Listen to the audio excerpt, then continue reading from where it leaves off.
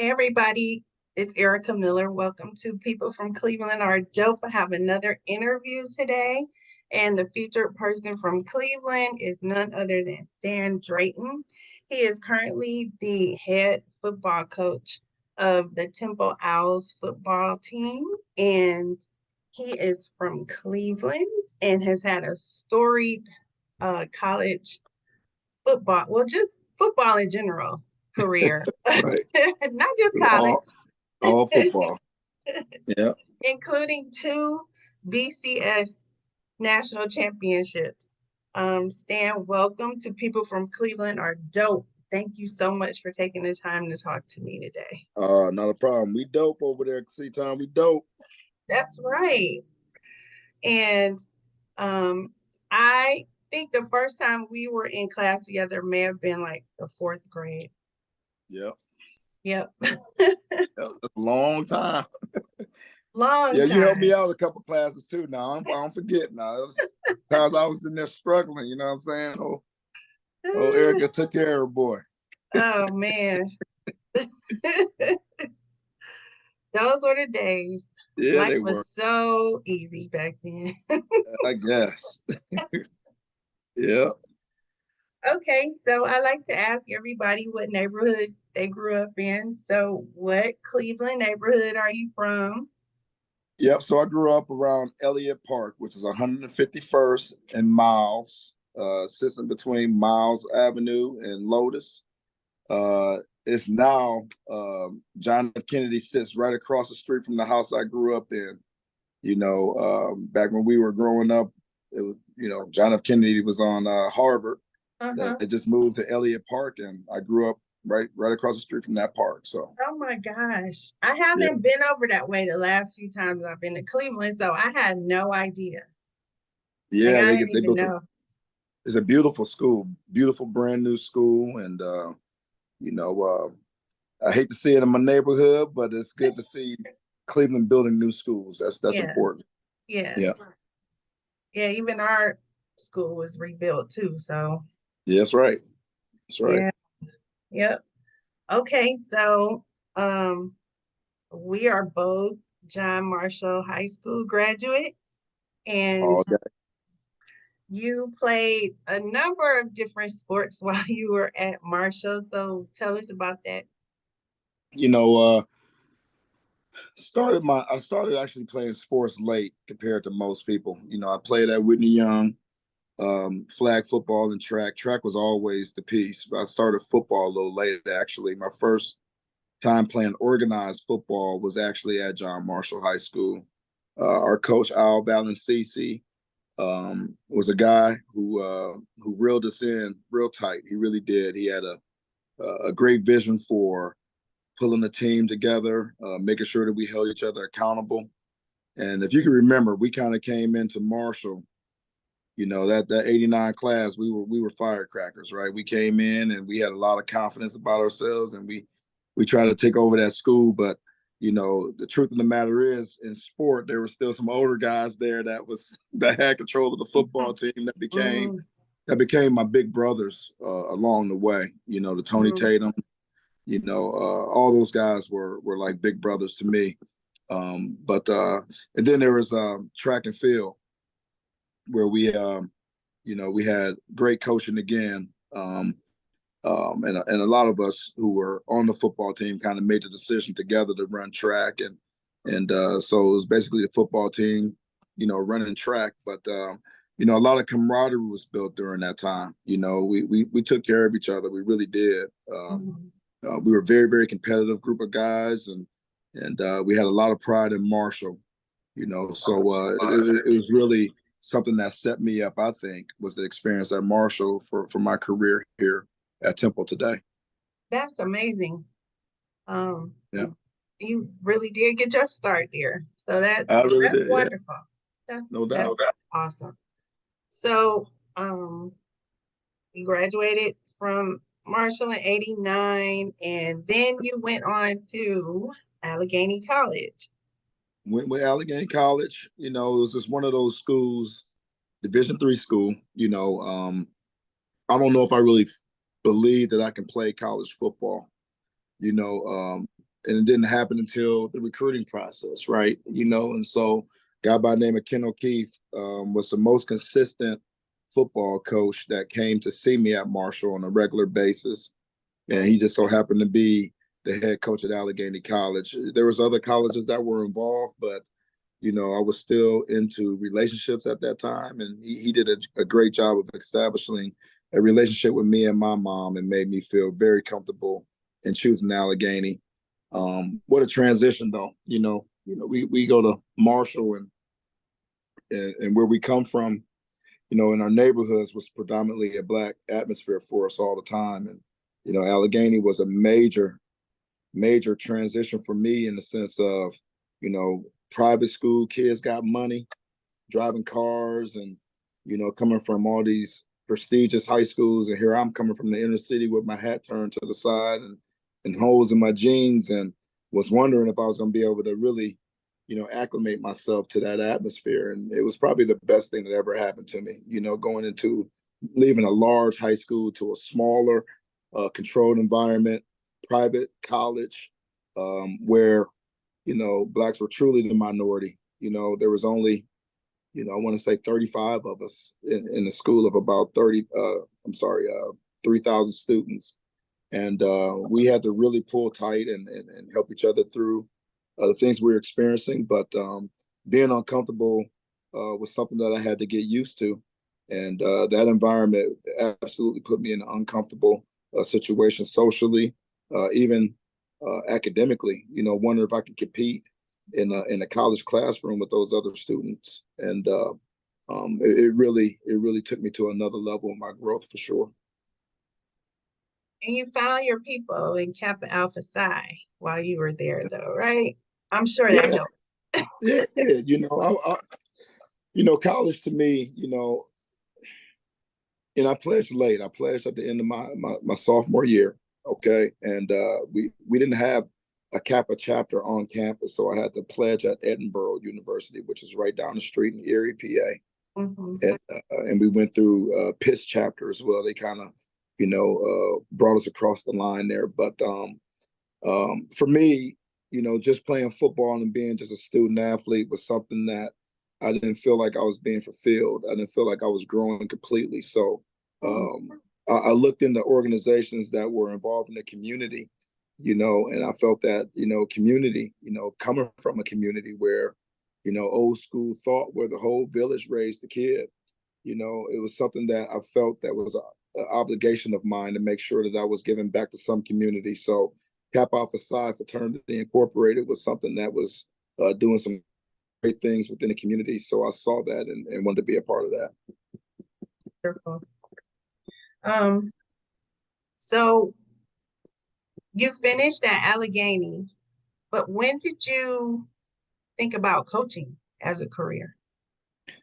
Yeah, so like any other kid, right? Back then, everybody's telling you to be a doctor or a lawyer, right? My parents were no different. you did it. You did it.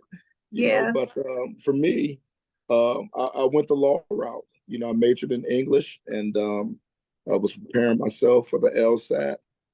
After graduation, I had a bunch of coaches, my football coaches, that were telling me, that, hey, we can use you, while you're studying for your LSAT to just help us coach, and I said, okay, I would love to do that. And day one of coaching, while preparing for my LSAT, I fell in love with the sport of football, of coaching it. It was very uncomfortable again, but I've gotten used to being uncomfortable from that freshman year, right? But now having a chance to coach players that I actually played with was very, very challenging, and trying to hold them accountable to a standard, getting the respect that I needed to have as a coach from them to help them continue to work toward the goals that they have for themselves. So I did that while studying for my LSAT. And here's a funny story, right? I kept coaching and kept studying, and did that for a year, and set myself up to take the exam. And I get into the exam, and the first question took me about 20 minutes to answer. And I'm up here looking around at people. I'm like, my God, that took me 20 minutes. Is that taking everybody else that long? it just did not, that type of thinking just wasn't me. It wasn't enough hands-on engagement for me. Mhm. So I turned my focus to football, and I pissed my parents off in the process of doing that. Because they didn't think I was going to be able to make ends meet doing that. But no, I found something that I truly loved, and at that point I made a commitment to make it work. So that's that story. Oh, okay. So that was the first place that you coached, Yeah, was Allegheny. yep, my alma mater. After that, if you want to go through this, it was it's been a wild career, but after leaving Allegheny, I did a graduate assistantship where I started to work on my master's at Eastern Michigan University, and that's where I met my wife. So Okay. after coaching 1 year at my alma mater, I left and go to Eastern Michigan University, met my wife, and from that point, we've been together, you know, 30 years, That's right? a beautiful story. Yep. And she was running track and I was coaching football. And then all of a sudden, an opportunity comes for me to go to the University of Pennsylvania, which is an Ivy League school, and be the director of football operations, not even actually on the field coaching position, but an operations position. And I felt it was going to be a move up because it was something in me that wanted to understand the whole ins and out of how to operate a program. I didn't know where my mindset was going at that time, but it was just something that was intriguing to me. Okay, how does a program actually work? I know players play, but what do coaches do? And being in that operational position really gave me the ins and out of how the head coach has to schedule meetings, manage a budget, just be the CEO of a program. And I got intrigued by that during that time. I only stayed a year. Went up the street to Villanova University, where I stayed for 4 years. Coached a special player in Brian Westbrook, who's a potential Hall of Famer in the NFL, and that kind of sparked my career. From there, I left and went to Bowling Green State University, where I only coached there for the spring. And then the Green Bay Packers called me and offered me a job. And I left Bowling Green State University to go to the Green Bay Packers, where I stayed for 3 years. Then there was a coach there on the Green Bay staff by the name of Sylvester Croom, who received an opportunity to be the first African American Black coach in the South Eastern Conference, which is the top conference in college football, and at Mississippi State. So I thought that was something. It was just all these like little events that were just lining up for me to see a Black man coach in the South in a major conference during that time was something special, and I had to watch him navigate so much outside the game, Mhm. Mhm. racial issues that he had to deal with down in Mississippi, and sometimes the lack of belief in him from certain people. Mhm. I had an opportunity to watch him manage that, and he had a way about himself that kept the main thing the main thing. He didn't live by sight. He really did live by faith, and he believed in himself, and he believed in the resources that he was given to young men, and it was really all about raising the young man.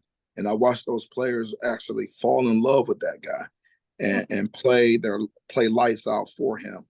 And after a year, we had a major, we beat a major uh, high ranking Florida team. And once we beat that Florida team, they got fired. And a guy by the name of Urban Meyer, who was the head football coach at Bowling Green State University when I was there, got the job at Florida and brought me along at Florida. And so I left Mississippi State, went to Florida, and stayed 3 years there, where we won a national championship. And from there, I left and went to Tennessee for a year, went to Syracuse for a year, came back to Florida for another year. And then I had an opportunity to get to Ohio State under Jim Tressel, where I've coached the wide receivers and things of that sort. Mhm. Stayed there. Here's a funny story. He gets into trouble with some kids. He gets let go. And here comes Urban Meyer again. Urban Meyer gets the Ohio State job from Florida. And I'm back with Urban Meyer again.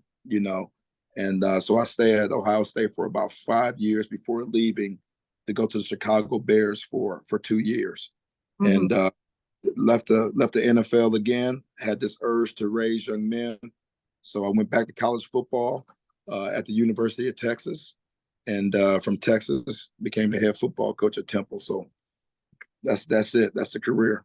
Wow, that's amazing. And through all of this, you have been married and you've had two children, correct?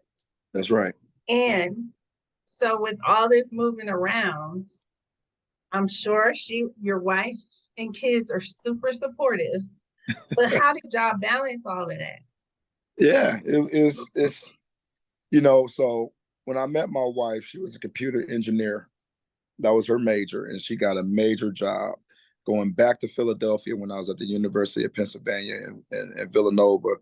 Her first job that she received was in Philadelphia, so we moved in together, and she's the breadwinner. I'm up here just at a low level position at Penn, a low level position at Villanova, not making a lot of money, but she was doing great. She was working for national security and in the weapons division, doing top secret work with her certification and everything, and making a lot of money.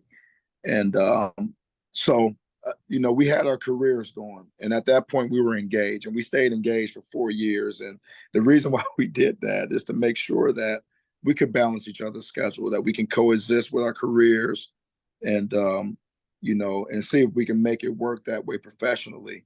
So when I get the job to go to Green Bay Packers, um, then she loses her opportunity with Lockheed Martin, and IBM, because those companies did not exist in Green Bay, Wisconsin. So she at that point, we at that point made a decision. I didn't want to take her away from her career, and I was never going to take a job that would take her away from something that she loved.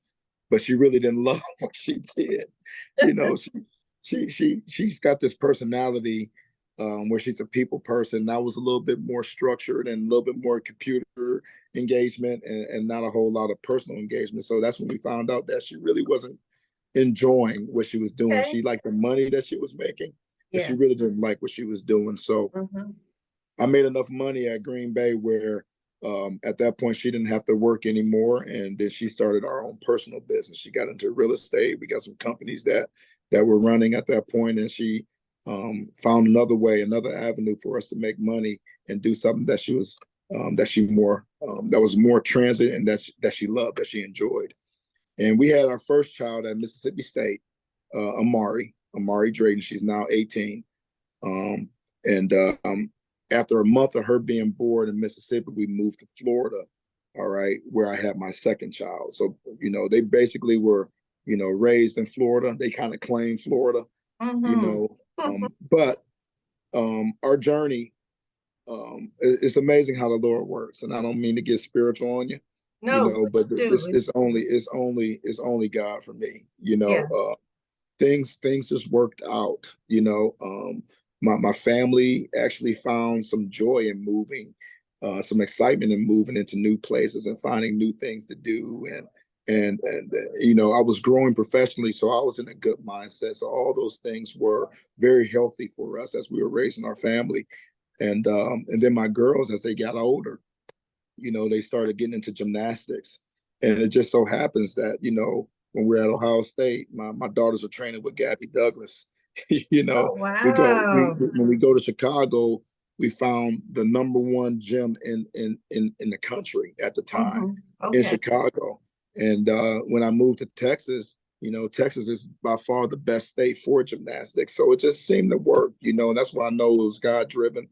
And Mm-hmm. it's been an unbelievable ride for all of us. And to see our kids thrive in an unusual environment, in an unusual family structure, and still turn out to be beautiful, beautiful young ladies is something that I'm very, very fortunate and blessed to be able to speak on those things. That's wonderful. I'm sure that is inspirational to anybody who is going to listen, and just to show that with faith it can be done. You know, Absolutely, yeah. absolutely.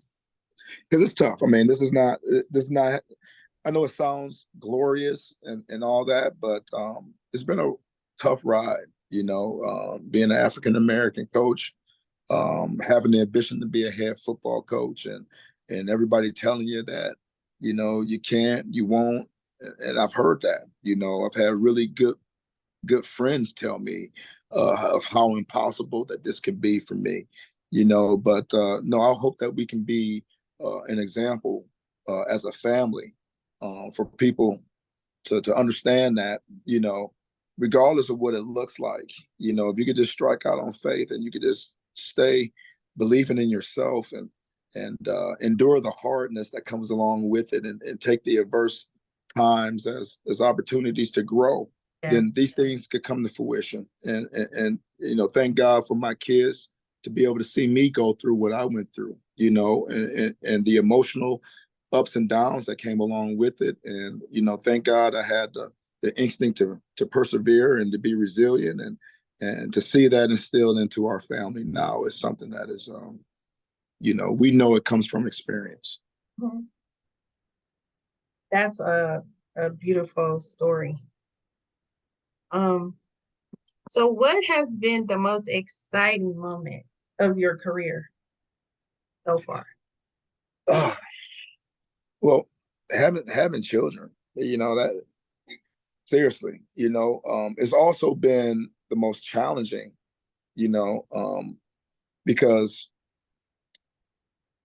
a lot of times in this business, people think that if you're grinding 18 hours out of the day, all the time, that you're doing it the right way. But I've always been the proponent of finding that balance and fighting for it, raising my kids, raising the family, getting my job done, eliminating distractions, and being able to balance that piece of it off. And, so having kids while being able to coach is something that's been very exciting for me. And the small victories and even the big victories along the way in raising these young men, there's so many stories that I can tell you of guys who are coming from adverse situations, broken family structure, um, that I was able to leave an impression on, and now to see them, further down the line in their lives with football out of their lives, and now they got to be a husband, they got to be a father, or they just got to be productive in society, and seeing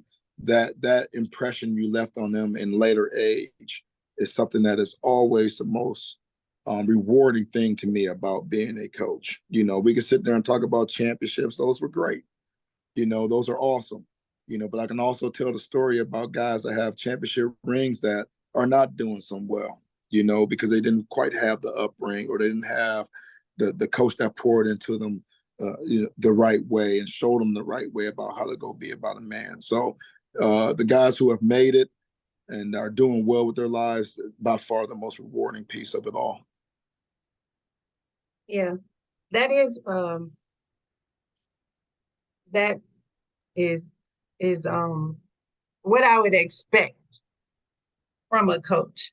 Like I want to hear that Yeah, from yeah, somebody who mentors young people and helps guide them. So I think that is rewarding. Whenever I work with youth, I feel the same way. Like,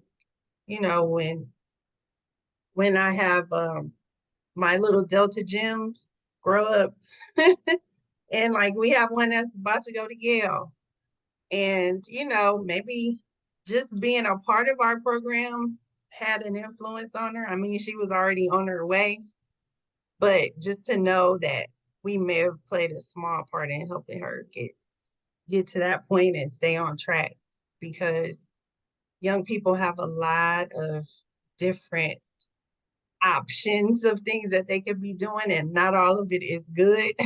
that's right. That's right. So yeah, so we have to do our part to guide them in the right direction.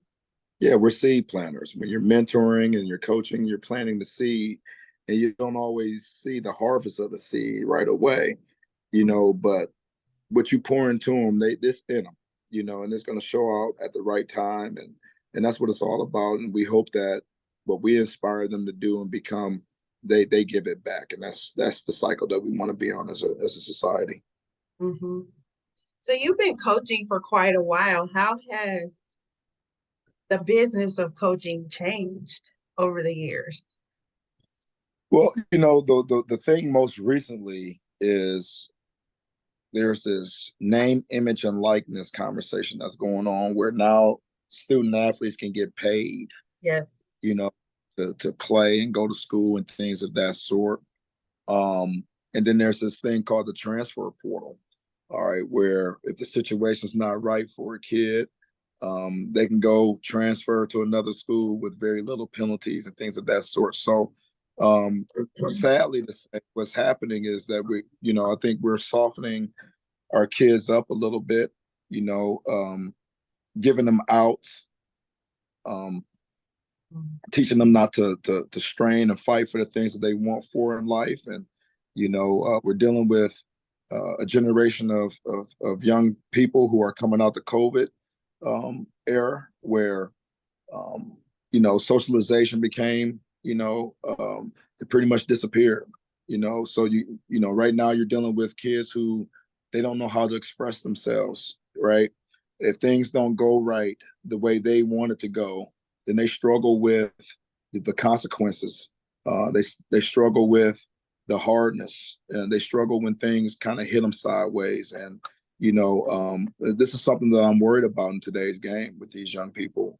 And making sure that that they understand that it's going to require them to unselfishly make the sacrifices necessary to get where they're trying to go in life. And I think that the way things are set up structurally with the NIL and the portal is really making that tough for coaches to raise kids the right way. And at this point in time, I think we have to be more courageous than ever to stay true to some of these old school values of making them work and earn everything that they have, and making them stay and fight when they don't get it right away. But I'm just worried about the instant gratification nature of our young people nowadays, and it definitely has an effect on sport. Wow. Okay, that's incredible insight. Um, so what goals are still on the table for you career-wise? Is there anything that's still like out there for you that you're striving for? Yeah, I just want to be that guy, right? I want to have a community of people that I've been able to touch, and I'm talking young people, coaches alike, that have come through our program, that have bought into, developing the whole person with these young people. Not only just putting the emphasis on winning championships on the field of play, all right, but also using, that as a vehicle to create champions in the classroom, to create champions in society when they've got to make the right decision, to be champions when it comes time to eliminate distractions and inspiring others. And, so I would love to put out a community of coaches and a community of young men that have come through this program that become leaders in our society and throughout the country. And I would love to win a whole bunch of championships along the way. I get that, but most importantly, that's I want to look to see what the 30-year-old product looks like, and be able to look at that product and say, we have something to do with that success of that person. And but I would love to get that as widespread as I can. That's a great goal to aspire to, and I applaud you. I applaud you for wanting to do more than just win championships. Oh yeah, it's got to be that. Football is going to be over. That's the one common denominator for everybody who dresses up and plays any sport. The air is going to come out the ball at some point, and then what you poured into it, that seed we talked about, right? That's going to bloom one day, and what is it going to look like? And I'm excited, and I don't take that for granted every time I have an opportunity to engage with these young men. Mm-hmm. Do you have any advice for a young person who's considering coaching as a career? Well, I have just for anybody and whatever it is they want to do, just you got to go all in. You know, you got to go all in, and you got to put the time and the work in, and don't go into anything with the mindset of being average, all right, or getting complacent or being satisfied. I mean, never ever sell yourself short. Never take yourself for granted. Don't underestimate what you're capable of doing. You know, if you put your mind to it, you put your effort behind it, you gather your resources, and you use them to your advantages, and just go for it, and just understand that, you know, if it's something that is great that you want, or you perceive it to be great, that there's going to come some strife, and there's going to come some pitfalls along the way, and you have to endure those, and let them sharpen you up, and let them build you up, and let it get you prepared for ultimately what God has in store for you. So to stay the course, um, don't look back. Learn from the lessons that come along your way, and just continually build yourself up. Great, great advice.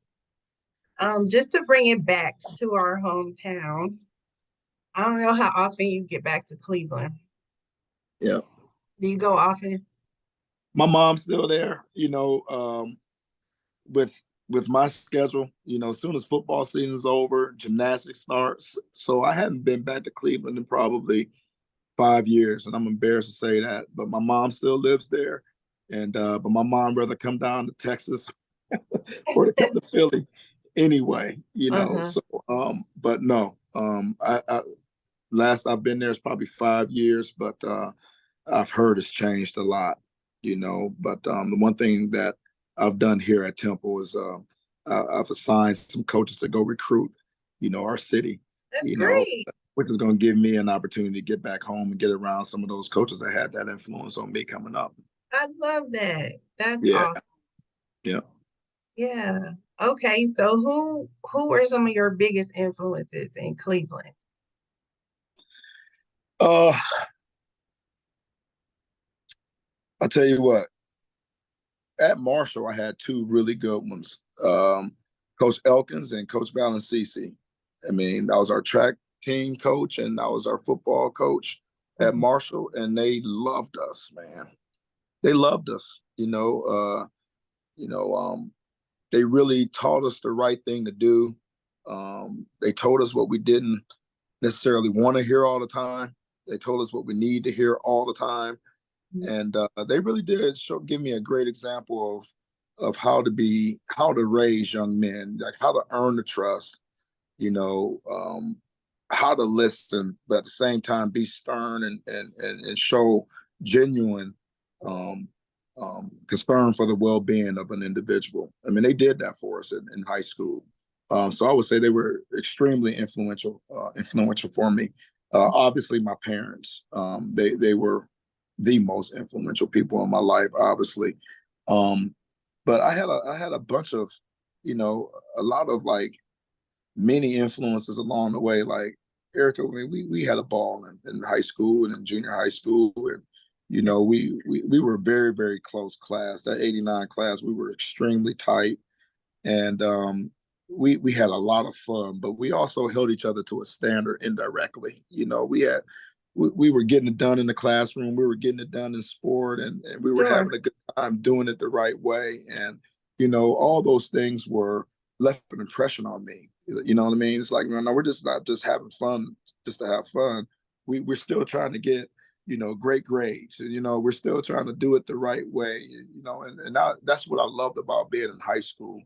And it really has left a major impact on my life. Do you think your kids have that same kind of closeness? Do you think they had that or have it? Well, so with gymnastics, they've been homeschooled for years. Oh, So okay. the socialization piece, um, they missed. They missed a lot of that, but they got it, you know, with me. You know, Mm, every time they would come to my job, and you know, they had a bunch of big brothers, you know, that were mm, looking after them, and right. you know, they would see me coach them, and they would see me demand a lot out of them, command a lot out of them. and I would come home and explain to him, the things that I was doing and building these young men up. And I told them that, the one thing about your dad is that I can't be one way at home and a different way at work. So the same teachings that my players are getting are the same teachings that they were getting. So they saw camaraderie being built. They saw teamwork. They saw people having to make sacrifices for a common goal, and they learned that by way of watching me as a football coach, and they have those traits now. Thank God. That's beautiful. Yay. Well, I'm so glad that we had a chance to talk. If you Awesome. just stay on when I stop the recording for a second. All right. But thanks again. I know that you are busy and I appreciate you taking Yeah. the time. Darren was very surprised that I was able to catch up with you. And when we stop the recording, I'll tell you exactly what he said. Okay. I know that ain't for everybody's ears. Right. Okay, well, I wish you the best of luck with your upcoming football season. I appreciate it. Go All out. right. All right, C-Town. Love y'all. All right.